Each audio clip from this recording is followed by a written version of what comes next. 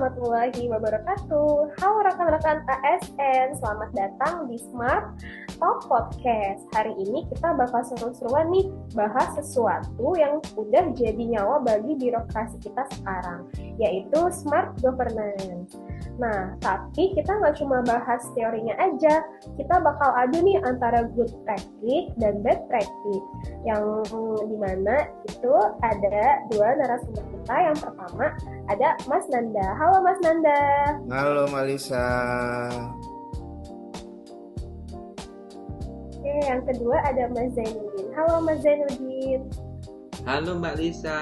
Halo Mas Nanda. Halo. Apa kabar nih Mas Nanda dan Mas Zainuddin? Alhamdulillah kabar baik. Ini podcast siap bongkar-bongkar praktik keren atau praktik yang perlu diperbaiki ya. Alhamdulillah Mbak Lisa, kabarnya luar biasa. Saya akan coba bedah dari sisi aturan manajemen ASN dan literasi digitalnya. Pasti bakal seru nih podcast hari ini. Wah, pasti bakal seru banget nih ya Mas. Oke, langsung aja nih buat Mas Nanda. Boleh dong kasih kita contoh nyata good practice yang pernah Mas Nanda lihat atau alami di instansi kita. Oke. Contoh pertama adalah digitalisasi perizinan penelitian. Dulu harus menggunakan berkas fisik. Sekarang semuanya sudah bisa lewat dashboard satu pintu, cepat dan transparan. Nah, contoh kedua yaitu pengarsipan. Biasanya di lab itu banyak berkas-berkas yang tertumpuk, bahkan berkasnya bisa hilang. Nah, sekarang itu sudah ada sistem pengarsipan digital yang pakai cloud computing. Jadi, semua berkas itu ada di satu induk terpusat. Oh, jadi gitu ya Mas sistemnya. Nah, kalau yang bad practice, ini yang biasanya bikin masyarakat kita itu gemas. Itu gimana sih Mas Nanda? Waduh, ini agak riskan ya. Aku kasih satu contoh nih. Biasanya itu di pelayanan manual yang berbelit. Padahal sudah ada aplikasi, tapi ujung-ujungnya disuruh cetak lagi. Disuruh cetak hard copy-nya juga. Itu kan namanya e-manual ya. Nah, bukan e-government. Aku kasih contoh lain juga. Rapat yang tidak efektif. Bisa berjam-jam, tapi hasil keputusannya nggak jelas. Itu kan buang-buang waktu negara ya. Iya, betul banget sih ya Mas. Wah, menarik banget nih ya percakapan kita hari ini. Sekarang kita ke Mas Zainuddin nih. Dari contoh tadi, apa sih kunci keberhasilan dari good practice dan gimana solusinya buat yang bad practice, Mas? Bisa jelasin nggak, Mas? Kunci utamanya adalah mindset Smart ASN Mbak Lisa. Digitalisasi itu cuman alat, tapi kalau manusianya punya jiwa inovatif dan kolaboratif, sistem itu bakal berjalan dengan baik. Caranya supaya menular, gimana sih caranya? Kita butuh role model dari seorang pimpinan. Begitu Mbak Lisa. Oke, terus kalau buat masalah yang manual tadi nih Mas, kok bisa gagal ya? Itu gimana sih Mas? Penyebabnya biasanya karena ketidaksiapan budaya kerja dari sisi manajemen ASN. Ini masalahnya profesionalitas.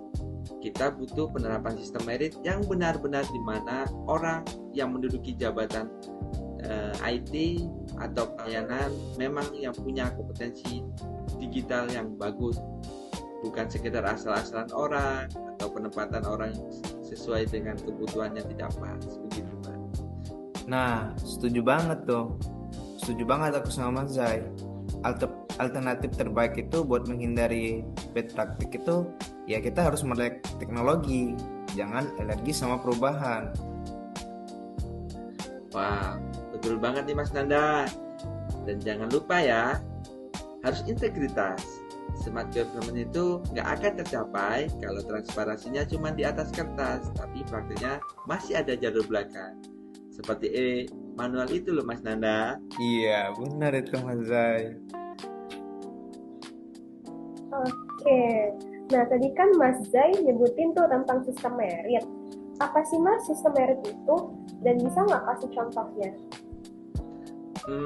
Sistem merit itu merupakan kebijakan dalam manajemen ASN yang menempatkan pegawai berdasarkan kualifikasi, kompetensi, dan kinerja secara adil dan objektif, tanpa dipengaruhi oleh faktor like and dislike, politik, suku, agama, ras, atau hubungan pribadi. Contohnya nih, penerapan sistem merit di laboratorium atau pemilihan sebagai PLP laboratorium. Yang pertama, promosi jabatan diberikan kepada PLP yang memiliki sertifikasi kompetensi sesuai dengan laboratoriumnya.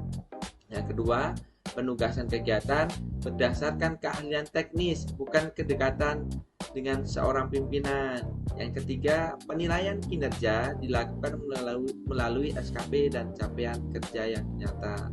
Begitu Mbak Lisa. Jadi gitu ya Mas. Oke, kalau boleh dirangkum nih, smart governance itu punya 3 pilar utama ya. Yang pertama, digitalisasi yang efektif. Yang kedua, SDM yang kompeten dan profesional. Yang ketiga, integritas dan transparansi yang nyata. Kalau salah satunya nggak ada, sistem bisa timpang. Ya nggak sih Mas? Bener, makanya kita harus belajar, jangan alergi sama perubahan. Benar sekali Mbak Lisa. Mulai dari hal yang kecil ya, kurangi kertas, percepat prosesnya, manfaatkan aplikasi yang sudah ada. Begitu Mbak Lisa. Wah, luar biasa sekali ya obrolan kita hari ini.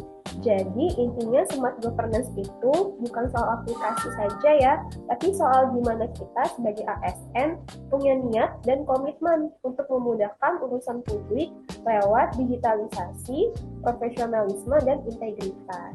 Transformasi itu nggak selalu dimulai dari hal yang besar atau kebijakan yang besar, bisa dari kebiasaan kecil yang konsisten. Nah, ayo, jadi kita sebagai ASN jadi agen perubahan di unit masing-masing. Nah, ingat, mulailah dari hal yang kecil, manfaatkan aplikasi untuk meningkatkan kompetensi dari ASN sendiri. Cakep. Oke, rekan-rekan, itu tadi obrolan kita yang singkat tapi penuh makna ya dari Smart Talk Podcast. Semoga bermanfaat buat tugas dan pekerjaan kita sehari-hari. Saya Lisa Vegita, pamit undur diri. Smart ASN, bangga melayani bangsa. Terima kasih Mas Nanda dan Mas Zainuddin. Sama-sama, terima kasih Mas Zai. Terima kasih.